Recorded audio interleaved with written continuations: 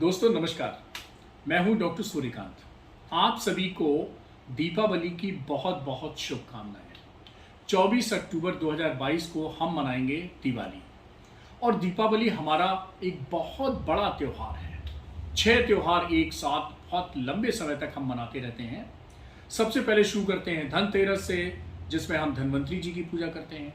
धन्वंतरी जी को कहा जाता है कि ये चिकित्सा जगत के आदि देवता हैं, यानी दुनिया के पहले चिकित्सक हैं। तो हम सब जितने डॉक्टर्स हैं, चाहे वो एलोपैथी के हों या दूसरे पैथी के हों, आयुर्वेद के हों या होम्योपैथी के हों, ये सभी चिकित्सक धन्वंतरी को अपना आदि चिकित्सक मानते हुए धन्वंतरी जी की पूजा करते हैं। फिर हम मनाते हैं छोटी दिवाली, और 24 अक्टूबर 2022 को फिर हम मनाएंगे असली दिवाली यानी कि बड़ी दिवाली। उसके बाद हम गोवर्धन पूजा करते हैं। श्री कृष्ण जी की जो हिस्टोरिकल एक गोवर्धन पूजा है, गोवर्धन पर्वत जो उन्होंने उठा लिया था और सब अपने सखाओं को, अपने गांव वालों को बचा लिया था इंद्र देवता के कोप से, यानी कि बारिश के कोप से।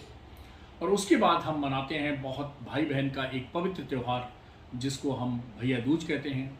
और उसके बाद पूर्वी उत्तर प्रदेश और बिहार में एक खास तौर पर त्यौहार मनाया जाता है छठ पूजा। तो हम सूर्य की उपासना करके हम मनाते हैं छठ पूजा।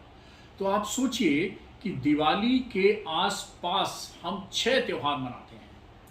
तो हम कहते ही हैं कि India is a country of festivals and celebrations, country of festivals and celebrations. पूरे साल भर उत्साह के साथ हम कोई ना कोई त्यौहार मनाते रहते हैं। हम दिवाली भी मनाने जा रहे हैं। और हर त्यौहार के पहले हम क्या करते हैं, सफाई करते हैं, अपने घर की पेंटिंग करते हैं। लेकिन दोस्तों ध्यान रखिएगा, अगर आपके घर में एलर्जी, अस्थमा और सांस के रोगी हैं तो जरा संभल के सफाई करिएगा, क्योंकि इस डस्ट से उनको परेशानी हो सकती है, उनकी एलर्जी की तकलीफ बढ़ सकती है, उनकी सांस फूल सकती है। और दूसरी बात, जो हम पेंट करते हैं तो पेंट की स्मेल जब तक घर में आती रहती है, ये पेंट की स्मेल भी सांस के रोगियों के लिए बहुत खतरनाक होती है। तो ये चीज़ें ध्यान में रखिएगा, तभी हम दिवाली की तैयारी करें, यानी सफाई, पुताई, रंगाई, इसमें विशेष ध्यान रखें। और फिर आता है कि त्यौहार है तो हम सेलिब्रेट करेंगे, व्यंजन बनाएंगे, खाएंगे, पिएंगे, थोड़ी मौज मस्ती करेंगे। खूब मौज मस्ती करिए, खूब उत्साह के साथ त्यौहार मनाइए। लेकिन एक चीज़ का ध्यान रखिएगा कि पेट अपना ही है, पराया नहीं है। तो हो सके अपने घर में ही सब चीज़ बनाइए, मम्मी की बनी हुई चीज़ें खाइए, आंटी की बनी हुई चीज़ें खाइए। और हो सके तो एक बैलेंस फूड खाइए, अर्थात व्यंजन भी खाइए और फल भी खाइए। जितने व्यंजन उतने फल।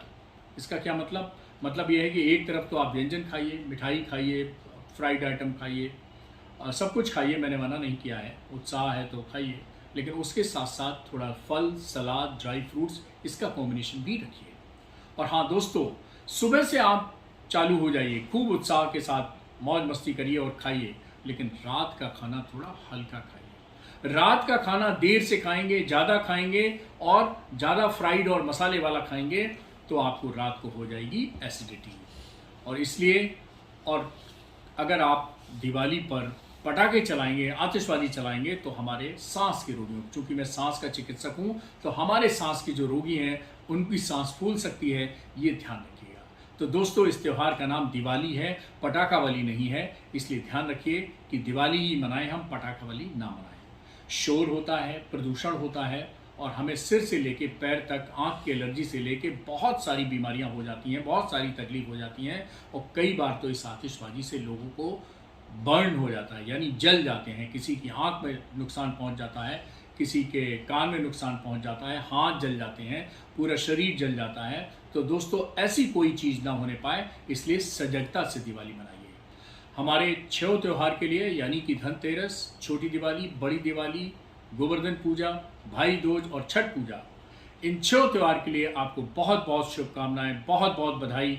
खूब उत्साह के साथ मनाइए, लेकिन स्वास्थ्य के प्रति सजग रहिए। और हाँ, अपने डॉक्टर को अगर चेकअप कराना है पहले तो जरूर करा लीजिए, खासतौर पर वो रोगी जो दिल के रोगी हैं, जिनका ब्लड प्रेशर है, जिनकी डायबिटीज़ है, जिनकी सांस फूलती है, वो दिवाली के पहले एक बार चेकअप जरूर करा लें, अपने डॉक्टर से सलाह ले लें और उसी के अनुसार अपना खाना और पानी और जो आपकी एक्टिविटी है उसके हिसाब से रखें। और हाँ दोस्तों, जब पटाखे चलें तो कृपया घर के अंदर ही रखें, खास तौर पर हमारे जो सांस के रोगी हैं वो घर के अंदर ही रहें। नमस्कार।